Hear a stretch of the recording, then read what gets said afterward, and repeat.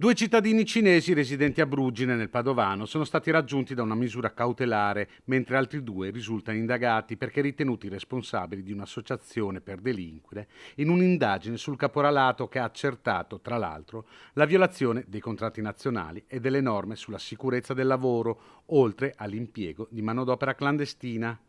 I carabinieri del nucleo ispettorato del lavoro di Venezia e Padova hanno notificato ai due l'obbligo di presentarsi alla polizia giudiziaria. L'indagine, che si è svolta tra il gennaio del 2022 e il luglio del 2024,